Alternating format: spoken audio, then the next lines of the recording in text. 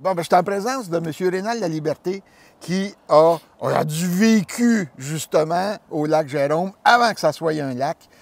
Monsieur Laliberté, vous avez vécu ici de quelle époque? Moi, je suis né au monde en 42 ici, là, de 42 jusqu'à 1956 ou 58 quand la terre s'est vendue. Et là, votre maison était tout près ici, au bout de la rue Collin. Là. Au bout de la rue Collin, la dernière maison à gauche. Et quand vous étiez ici, c'était quoi le décor qu'on avait? Ah, ici, c'était un champ, complètement un champ, là, par là, pour aller vers Saint-Antoine. Et d'ici, nous autres, mon père, il y avait les terrains qui partaient de la rue Schultz jusqu'à la rue Bélanger, et de la rue Bélanger jusqu'à Sainte-Sophie. Eh bien, et puis là, c'était une terre agricole, là, comme oui, telle. c'est cultivable jusqu'au bois et jusqu'à la rue, pas Schultz, pas tout à fait Schultz, mais à moitié à peu près, là, pour l'autre bord de la rue Bélanger. Puis le lac, lui, il n'y avait pas de lac? Non, il n'y avait pas de lac du tout. C'était les terres, complètement une terre agricole. Ce que c'est que mon père cultivait le foin, le blé d'Inde, l'avoine, des choses-là. Puis le ruisseau, lui, il y avait un ruisseau d'abord. Il fallait qu'il y ait de l'eau qui arrive, là. Il y avait deux sources qu'il y avait ici. La principale source était située juste en bas de la maison, ici, là. Puis il y en avait un autre chez Bastien, juste l'autre bord. Mais la principale, c'était celle qui était en bas de la maison. C'était celle on aurait pu fournir de l'eau à une gang de personnes là-dedans. Là. Puis là, en ce moment, pour nous situer, on est sur la passerelle de bois qui est le sentier du lac Jérôme, au bout de la rue Taux-du-Lac. Donc, on est à l'autre extrémité de ce que c'est que les gens connaissent souvent du lac Jérôme quand on est au pont ou à décharge du lac. Là, ici, on est à la charge.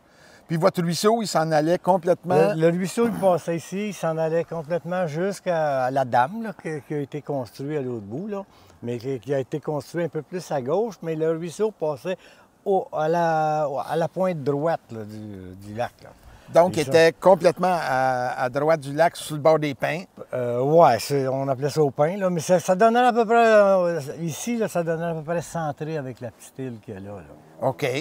Puis, vous m'avez dit que vous aviez un hangar pour la machinerie. Oui, c'était une grange que mon père avait, à peu près ce qui est la touffe d'herbe qui est là-bas. Là. La petite île. La petite île qu'il y a là.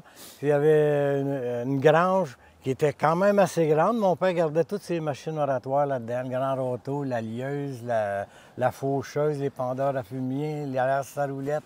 Il mettait tout ça là-dedans l'hiver parce qu'on ne pouvait pas tout avoir ça près de la maison. Ça commençait à faire quelque chose d'encombrant.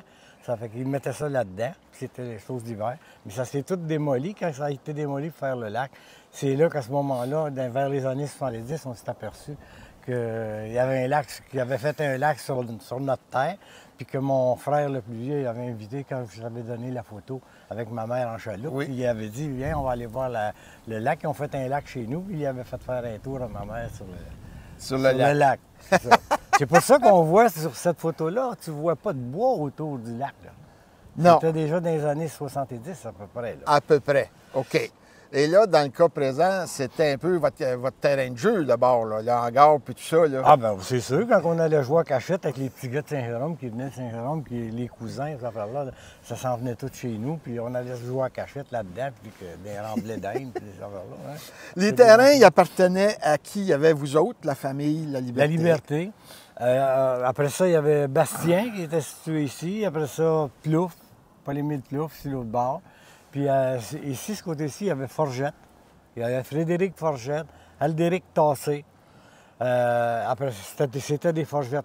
Après ça, si on s'en va plus vers ce côté-là, il y côté de Bélanger. Bélanger, il y avait des Dubois. Albert Brière, le contracteur, c'était son père qui était là.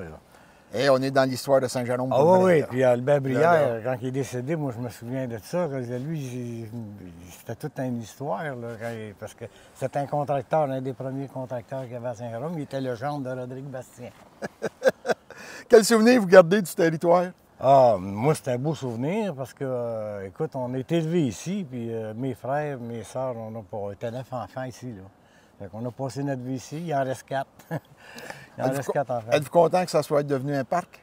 Oui, on est très content pour ça parce que, tu sais, la seule chose qu'on déplore, il n'y a absolument rien qui paraît de la liberté ici.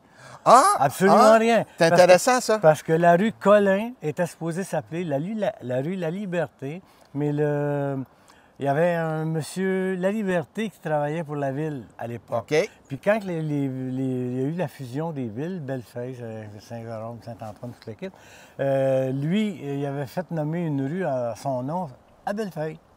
Mais là, ça s'est fusionné, il ne pouvait pas avoir deux rues, La Liberté. Non. Mais comme on était de La Liberté dit Colin, ils ont appelé la rue Colin.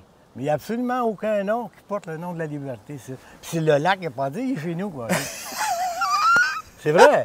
C'est pas proche, mais vous ne le saviez pas. Non, mais il y a une chose, par exemple, c'est qu'à un moment donné, on va bien nommer les sentiers, puis je pense que ça, c'est une bonne idée à retenir, le sentier de la liberté. Ouais. Ben, ça m'a fait plaisir. Merci beaucoup de votre entrevue. Ça m'a fait plaisir, moi aussi. Plaisir.